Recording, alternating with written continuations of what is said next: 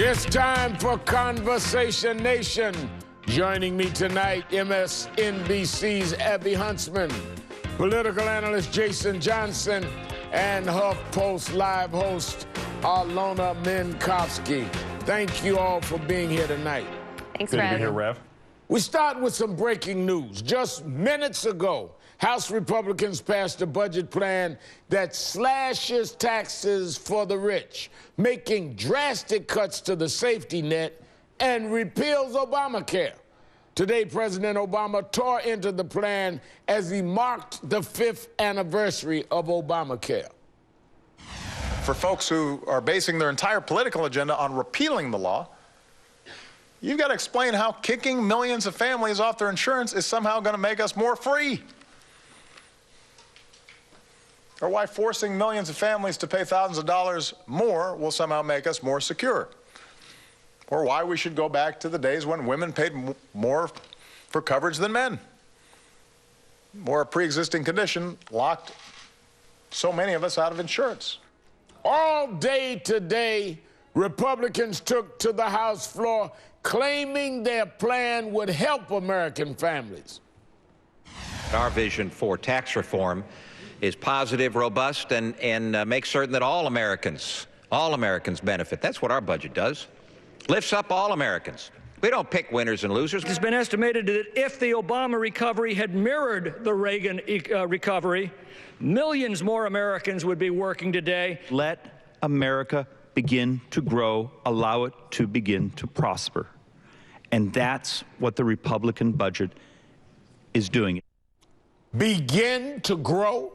We're in the longest streak of job growth since 1938.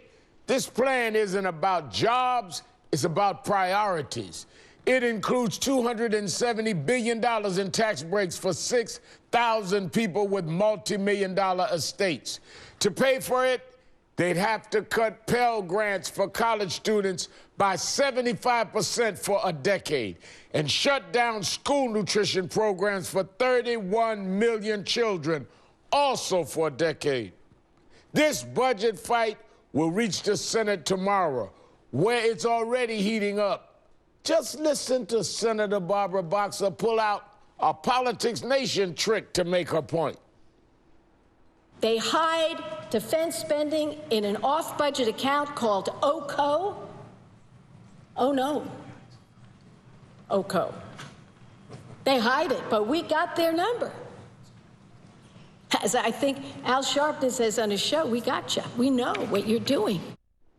We got you is right, and this fight isn't over. Jason, this vote on the GOP budget was close. What do you think about the plan? I mean, look, this is another example of sort of wasted government.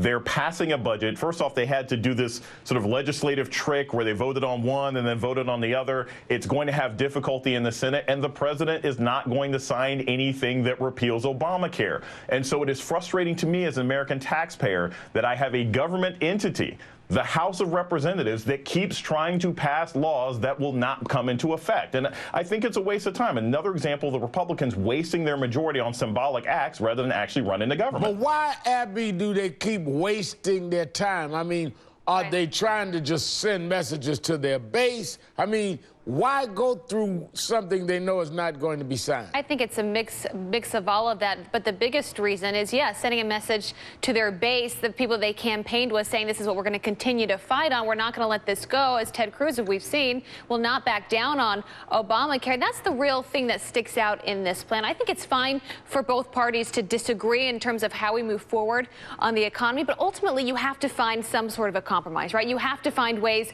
to move forward. And as long as Obamacare is in there, this plan is not going anywhere. Republicans are now talking about speaking to the middle class. Yes, Rev, the economy is doing much better, but the middle class is where many are still struggling. So how do they find that right message? Is this the plan that is going to speak to the middle class? Well, Alyona, I mean, yes, the middle class is still struggling, and the poor is struggling even more.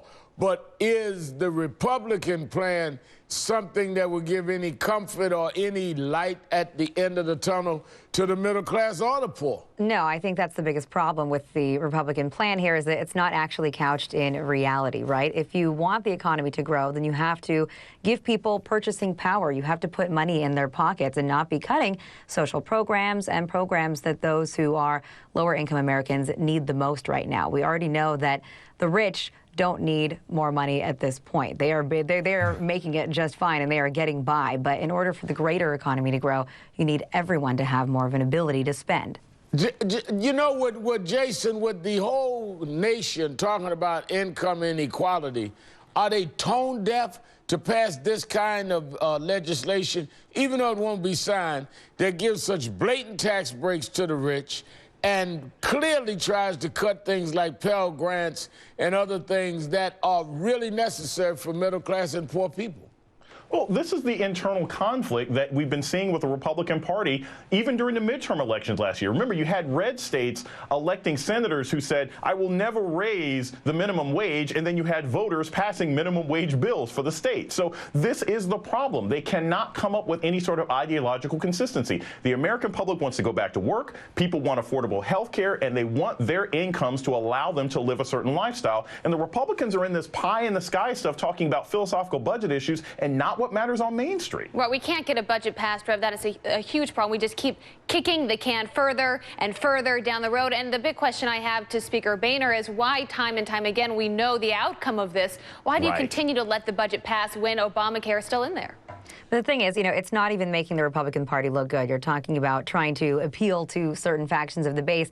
The Republican Party is divided and split here, which is why they had two different budgets that they had to vote on, because there was also some hypocrisy there. You can't be deficit hawks and also call for endless and increasing defense spending, which is exactly what the party is battling over at the moment. Let's turn to some disturbing comments from a presidential contender.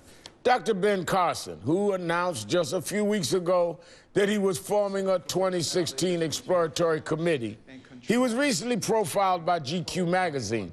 GQ reports that while watching President Obama's State of the Union, an advisor to Carson noted how elegant the president looked.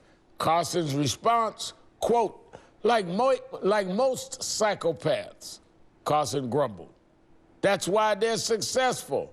That's the way they look. They all look great. Abby, since when is it acceptable to compare the President of the United States to a psychopath? I mean, is there any excusing this kind of talk?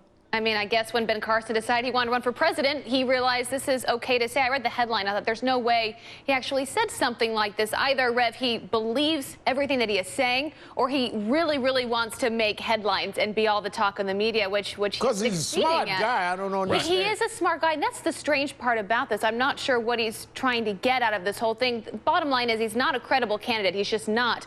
But he's doing reasonably well in the polls because people just don't know enough about him. They see him as a Washington outsider, potentially a fresh face, and as you said, maybe a smart guy. But beyond that, when he makes comments like that, that has already defined the campaign and the type of president that he would be. I'm not sure how many people would want that. But, Jason, there ought to be boundaries on where we talk. I mean, like Carson is one, but we've heard a lot of outrageous stuff. And frankly, I think Carson and others are smart and should be heard. But when we start doing these kind of over-the-top name-calling, don't you really take away from your message and potential to be viable politically?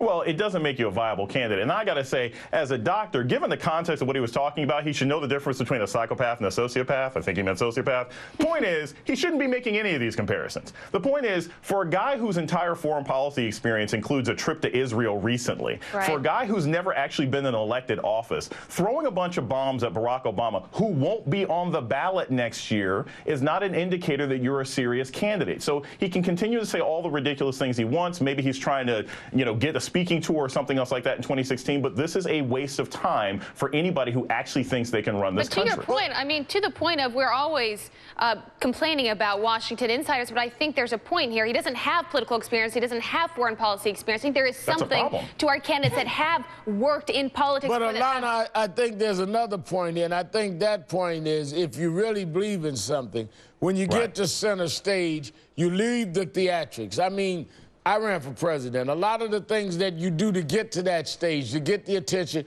when you get to the stage, if you really believe in something, you leave the excesses and try to get a message across. Yeah, but the Tea Party loves the theatrics. People can then say, maybe you really don't believe in something.